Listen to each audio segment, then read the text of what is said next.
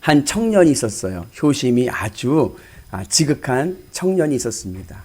이 청년이 한 여자친구와 교제를 하면서 결혼하기로 마음을 먹고 여자친구를 이제 집으로 인사하러 왔습니다. 그런데 어머니가 그 여자친구를 보더니 아들에게 하시는 말씀이 아니다 하시는 거예요. 그래서 헤어졌습니다. 그리고 몇 번의 또 여자친구들을 교제하면서 부모님 앞에 인사를 왔었는데 그럴 때마다 어머니가 아니다 하셔서 다 헤어졌습니다. 그러다가 이제 이 청년이 우리 어머니 마음에 들 수 있는 여자친구를 교제해야겠다 생각을 하면서 생각난 지혜가 뭐냐면 엄마와 꼭 닮은 여자친구를 사귀면 어머니하고 잘 맞겠다 생각을 해서 외모도 어머니 스타일, 어머니와 비슷한 외모에 성격과 성향도 다 어머니 닮은 여자친구를 사귀었어요. 그리고 결혼하기 위해서 집에 인사를 데리고 왔습니다. 이 청년의 생각이 맞았어요. 어머니가 너무 흡족해 하시는 거예요. 그래서 너무 코드가 잘 맞아서 어머니가 찬성을 했습니다. 좋다. 이 결혼해도 좋다.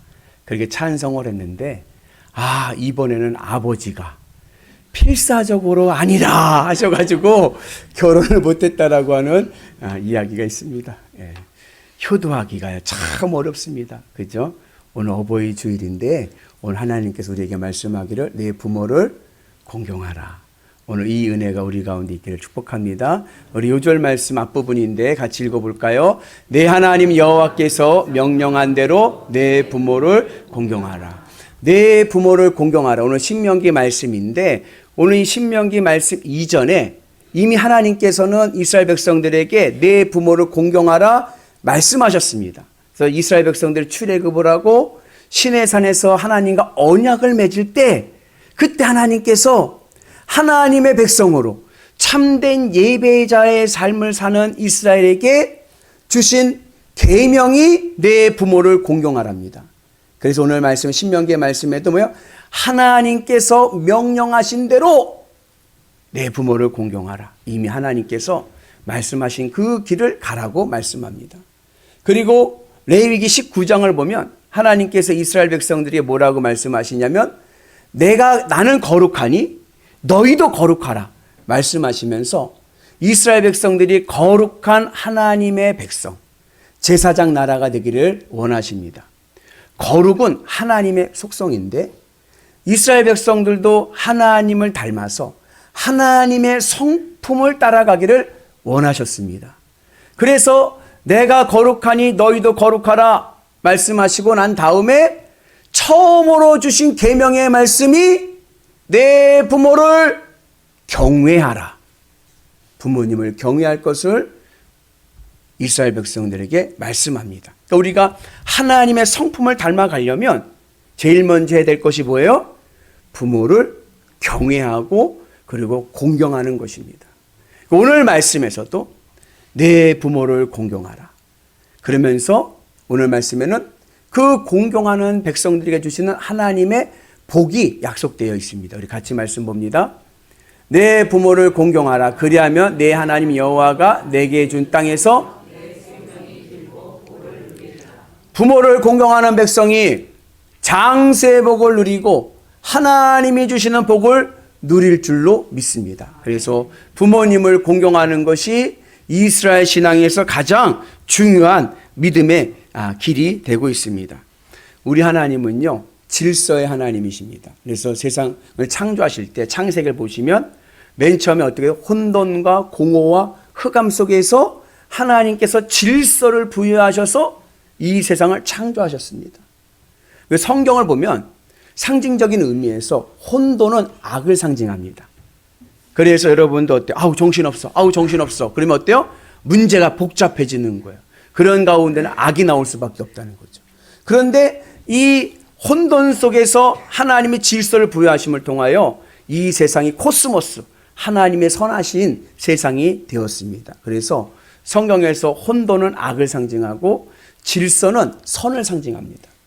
하나님께서 인류를 이 땅에 보내셔서 인류가 이렇게 번성하면서 인간 사회가 질서 있는 사회가 될 때 우리가 하나님 보시기 아름다운 삶을 살 수 있는데, 이 사회가 질서 있는 사회가 되기 위해서는 첫 번째로 가정의 질서가 있어야 됩니다.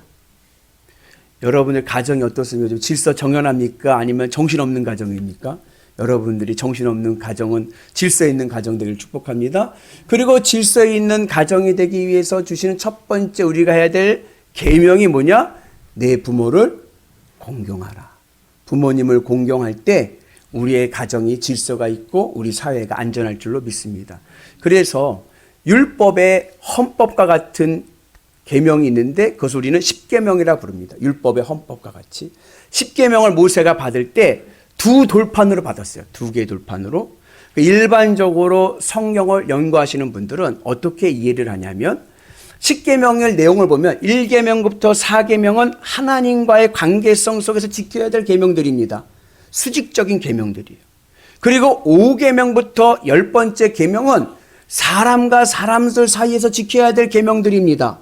수평적인 계명들이에요. 그래서 성경을 연구하시는 주석가들은 모세가 하나님으로부터 두 돌판을 받았을 때 첫 번째 돌판에는 1계명부터 4계명까지 하나님의 계명이 담겨져 있고, 두 번째 돌판에서는 5계명부터 10번째 계명까지 인간과의 관계성 속에서 지키는 계명들이 기록되었을 것이다 라고 생각을 합니다. 그런데 유대인들의 생각은 좀 달라요. 랍비들은 어떻게 생각을 하냐면, 이 첫 번째 돌판에는 하나님에 관한 계명 플러스 제5계명도 붙어 있다. 제5계명이 뭐죠? 내 부모를 공경하라. 이것까지가 첫 번째 계명에 있고, 두 번째 계명의 6계명부터 10계명까지 기록되어 있다라고 생각을 합니다. 왜냐하면 이 세상에서 우리가 하나님의 권위를 우리가 이 세상에서 볼 수 있는 것은 부모의 권위이기 때문에 그렇습니다. 그래서 유대인들은 하나님 다음으로 누구에게 권위가 있느냐? 부모님에게 권위가 있는 거예요. 하나님의 권위가 이 세상에서는 부모님의 권위로 투영됩니다. 그래서 1계명부터 4계명 플러스 내 부모를 공경하라. 이 계명은 하나님의 권위로 세워진 계명이고, 이것을 지킬 때 나머지 6계명부터 10계명은 그대로 갈 수 있는, 지킬 수 있는 계명들로 말씀합니다. 그래서 예수님께서도 하나님을 뭐라고 부르라고 그랬어요? 하나님 어르신이라고 부르라고 그랬나요? 하나님 동지라고 부르라고 그랬나요? 하나님 아버지. 네. 왜냐하면 하나님의 권위가 아버지의 권위로 투영되기 때문에 그렇습니다. 그래서 오늘 우리가 주님의 은혜 안에서 내가 하나님을 믿는 백성이라고 하면, 그 하나님의 권위를 인정한다고 하면, 오늘 우리는 부모님의 권위도 인정하고 부모님께 최선을 다해서 공경할 수 있는 은혜가 있기를 축복합니다. 공경한다는 것은 겸손히 섬기는 겁니다. 그리고 존귀 여기는 거예요. 부모님을 존귀 여기시고 겸손히 부모님을 잘 섬길 수 있는 은혜가 있기를 원합니다. 그리고 부모님을 공경할 때 또 어떻게 공경해야 되냐? 주 안에서, 믿음 안에서 부모님을 공경할 수 있는 은혜가 있기를 축복합니다. 우리 같이 말씀 봅니다. 자녀들아, 주 안에서 너희 부모에게 순종하라. 이것이 옳으니라. 하나님의 권위를 인정할 때 우리가 부모님을 인정할 수가 있는 거예요. 여러분, 그 은혜가 있기를 축복합니다. 그런데요, 때로는 부모님이 부끄러울 때가 있어요. 부모님이 창피합니다. 그 유명한 일화가 있죠. 저 시골에서 소작으로 하면서 아들을 키운 홀어머니의 외아들. 홀어머니가 아들을 위해서 소작을 하면서 공부를 가르쳤는데 이 아들이 공부를 엄청 잘하는 거예요. 그래서 서울의 명문대학교에 입학하게 되었습니다. 그래서 서울에 있는 대학교 입학을 하고 명문대학 입학하니까 등록금이 비싸잖아요. 서울에서 생활하니까 학비와 생활비도 많이 들잖아요. 어머니가 그것을 정말 못 먹을 거 아껴가면서 학비를 붙여주고 보내주는 거예요. 용돈도 보내주고. 근데요, 이 아들이요, 2년 동안 한 번도 집을 안 오는 거예요. 어머니가 아들이 너무 보고 싶어가지고 어느 학교 다니는지는 아니까 이른 아침에 한번 아들 얼굴 보려고 그 대학교 정문에 물어물어 온 거예요. 와서 기다리는 거예요. 아들을 볼 때까지. 그러다가 오후쯤 됐을 때 그 아들이 여자친구와 함께 내려오는 것을 보게 됐습니다. 그리고 아들하고 엄마하고 눈이 마주쳤어요. 순간 어머니가 부릅니다. 복희야! 불렀는데 아들이 당황하는 거예요. 옆에 있던 여자친구가 얘기합니다. 자기야, 누구야? 그랬더니 남자친구가 하는 말이 예전에 우리 집에서 일하던 식모. 그러고 지나가는 거예요. 그 순간 어머니는 아무 말을 할 수가 없었습니다. 왜요? 거기서 뭐라고 하면 아들이 망신을 당하니까. 그리고 조용히 돌아왔습니다. 때로는 부모님이 부끄러울 때가 있어요.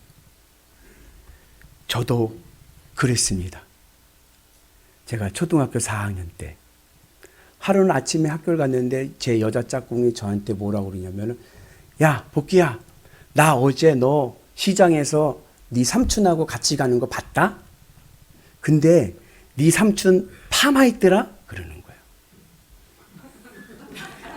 40년 전에, 지금으로부터 40년 전에 우리 아버지가요, 아줌마 파마 뽀글뽀글하게 했어요.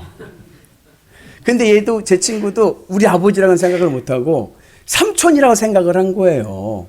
옛날에 파마 뽀글뽀글하기가 쉽지 않잖아요. 근데 저도 거기다 야, 우리 아빠야 라는 말을 못했어. 왜? 부끄러워서. 그래가지고 제가 그냥 말을 얼버무리면서 딴 말로 돌려가지고 말을 넘어간 적이 있습니다. 심은 대로 거두는 겁니다.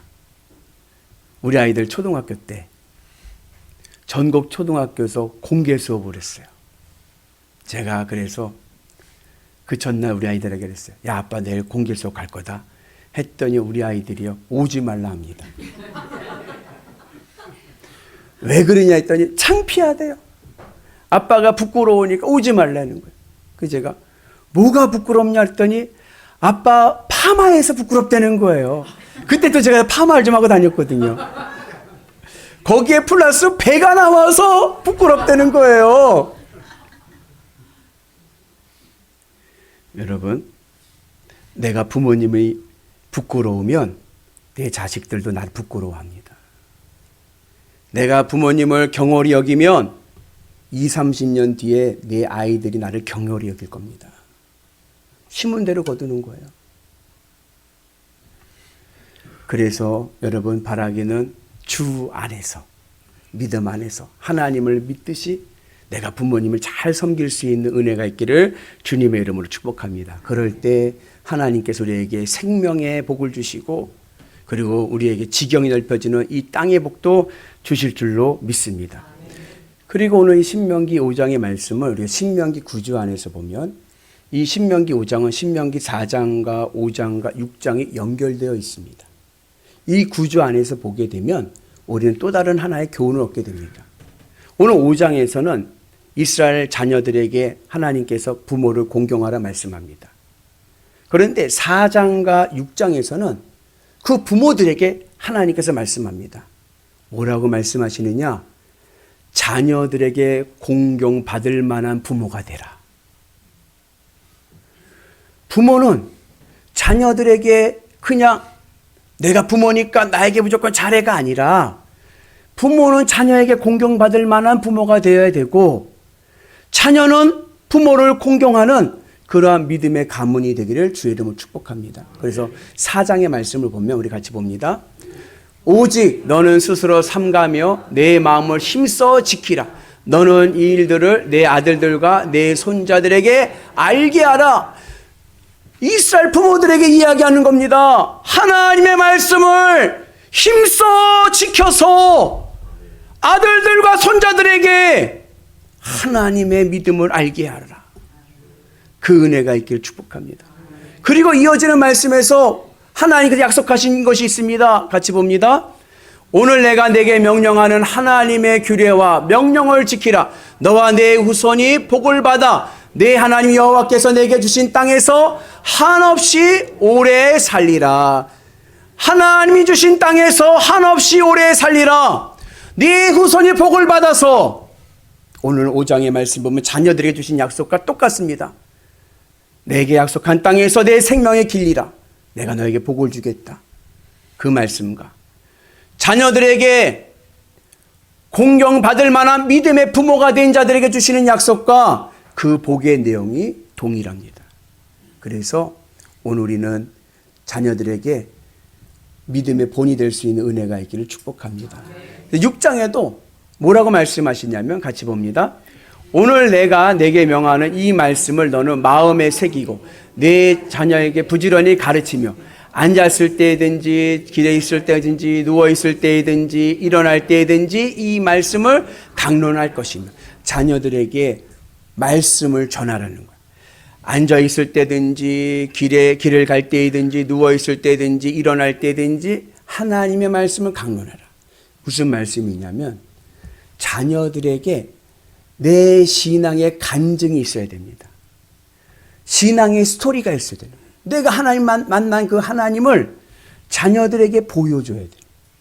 바라기는 오늘 여러분들의 삶 속에서 신앙의 스토리가 있기를 주의 이름으로 축복합니다. 그래서 하나님의 말씀, 하나님의 뜻을 우리가 살아가는 그 모습을 통해서 자녀들이 배우고 그리고 하나님을 영접할 수 있는 은혜가 있기를 축복합니다. 아브라함이 이삭을 모리아산으로 데려가서 번제물로 바치려고 할 때에 아브라함의 나이가 몇 살이었느냐? 116살이었습니다. 그러면 이삭의 나이는 몇 살이었을까요? 이삭은 16살이에요. 여러분, 116살 할아버지가 16 청소년 혈기왕성한 아이를 붙잡아서 묶어서 번제단 위에 눕히기가 쉬울까요? 어려울까요? 어렵죠. 도망가면은 잡을 수가 없는 거예요. 근데 이삭은 순종했어요. 아버지가 묶으면 묶이는 대로 가만히 있는 거예요. 아버지가 눕히면 눕는 대로 가만히 있는 거예요. 왜요? 이삭은 아브라함을 통해서 하나님을 보았기 때문에 그렇습니다. 아브라함의 믿음을 알기 때문에 그런 거예요. 아버지가 나에게 보여주신 그 믿음, 하나님이 가라 하면 가시고 하나님의 말씀에 100% 순종했던 그 아버지의 그 믿음을 보았기 때문에 이삭은 아브라함에게 영적인 권위를 인정한 것입니다. 영적인 권위를 인정하니까 아버지가 하는 그대로 순종하는 거예요. 오늘 우리 자녀들이 어떻습니까? 여러분들의 영적인 권위를 인정해 주시나요? 인정해 주지 않는 경우들이 많아요. 왜 그럴까? 뭐 여러 이유가 있겠지만 가장 큰 이유는 뭐냐? 자녀가 우상이 되었기 때문에 그렇습니다. 하나님 자리에 있어야 될, 내 마음에 하나님의 자리가 있는데 그 내 마음에 하나님의 자리에 하나님을 밀어버리고 자녀를 세워둔 거예요. 자녀가 첫 번째입니다. 그리고 자녀를 위해서 올인합니다. 내 모든 것 내려놓고 자녀를 위해서 올인하는데 희한하죠? 자녀들은요, 그러면 그럴수록 부모의 영적인 권위를 인정하지 않습니다. 언제 자녀들에게 아버지로서 어머니로서 영적인 권위를 인정받을 수 있느냐? 내 마음에서 하나님이 첫 번째가 되어서 내가 하나님의 말씀을 따라서 믿음의 길을 갈 때에 그 모습을 본 자녀들이 아버지의 영적인 권위를 인정할 줄로 믿습니다. 그러면 자녀들이요 부모님을 존경하게 되고요. 그리고 부모님을 공경할 수 있는 은혜가 있게 될 줄로 믿습니다. 부모가 자녀들로부터 영적인 권위를 인정받아야 우리의 자녀들도 잘 되고 그리고 여러분의 삶과 가정이 복될 줄로 믿습니다. 그래서 여러분 주님의 은혜 안에서 오늘 우리의 마음의 자리에 부모님들은 마음의 자리에서 자녀들은 이제 2등으로 밀어내세요. 너희들은 2등이다. 내 마음은 하나님이 1등. 하나님으로 기뻐하면서 믿음의 길을 가면 그곳이 자녀들 더 복되고 아름답게 할 줄로 믿습니다. 그 은혜가 오늘 우리 가운데 임하기를 주의 이름으로 축복합니다. 성경의 구약 성경의 맨 마지막 장이 무슨 책인지 아시죠? 말라기입니다. 말라기 마지막 구절이 아주 재미나요. 우리 한번 같이 봅니다. 그가 아버지의 마음을 자녀에게로 돌이키게 하고 자녀들의 마음을 그들의 아버지에게로 돌이키게 하리라. 돌이키지 아니하면 두렵건대 내가 와서 저주로 그 땅을 칠까 하노라 하시니라. 이 구절이요 마지막 말라기의 구절입니다. 말라기 마지막 그 이 구절을 끝나고 그리고 예수님 오실 때까지 400년 넘도록 하나님은 침묵하십니다. 영적인 암흑기가 왔습니다. 이스라엘 백성들에게 더 이상 하나님이 말씀하지 아니하십니다. 왜요? 부모의 마음과 자식의 마음이 등을 돌렸기 때문에 그런 거예요. 마지막 말세의 징조가 무엇이냐? 부모와 자식이 마음을 돌려버리는 거예요. 등 돌리고 있는 거예요. 그때 하나님의 말세의 심판이 임하게 됩니다. 바라기는 우리의 가정이 다시 회복되어서 하늘의 구원과 복을 누리는 은혜가 있기를 주님의 이름으로 축복합니다. 그러기 위해서는 부모는 자녀들에게 마음을 여시고 믿음의 마음을 여셔서 자녀들을 사랑으로 잘 섬기셔서 믿음의 은혜가 있게 하시고 자녀들은 부모님을 주 안에서 믿음 안에서 잘 섬겨서 부모님의 영적인 권위를 인정하고 하나님 다음으로 부모님을 사랑하는 은혜가 있어서 우리의 가정이 회복되는 은혜가 있기를 주의 이름으로 축복합니다. 그래서 오늘 여러분들의 삶 속에서 이제는 자녀들에게 신앙의 이야기, 신앙의 간증, 믿음의 스토리를 써가는 은혜가 있기를 축복합니다. 그 인천의 부강교회 김상현 감독님이 이런 얘기를 예전에 하셨어요. 부강교회 여러분 아시다시피 큰 대형교회 아닙니까? 전도로 열심히 하는 교회인데, 근데 그 교회에 이제 장로님을 피택을 할 때 이 김상현 목사님께서 그냥 회의를 통해서만 피택하는 게 아니라 그 자녀들을 조용히 목양실로 부른답니다. 조용히 불러가지고 이야기를 하는 거예요. 야, 이번에 네 아버지, 네 어머니 이번에 장로로 세우려고 하는데 네 생각은 어떠냐? 물어본다는 거예요. 그러면 물론 목사님 잘하셨습니다. 우리 아버지 정말 믿음 좋으신 분이세요. 우리 어머니요 참으로 믿음 좋으신 분이세요. 목사님 참 잘하신 선택입니다. 라고 말하는 아이도 있지만 때로는 네? 우리 아빠가요? 안 돼요, 목사님. 목사님 엄청 힘들어질 거예요. 목사님 우리 아빠 실체를 몰라서 그래요. 그런 아이도 있다는 거예요. 우리 아버지 장로님 되면 안 된다고. 여러분들의 믿음이 자녀들에게 인정받는 믿음 되기를 축복합니다. 여러분의 삶 속에서 야, 우리 어머니, 우리 아버지 정말 믿음의 은혜 안에서 우리를 사랑으로 양육하시는구나. 그것이 감동으로 느껴져서 믿음의 은혜 안에 있게 되면 자녀들이 여러분들을 존경하고 사랑하고 그리고 믿음의 열매를 맺는 귀한 가문이 될 줄로 믿습니다.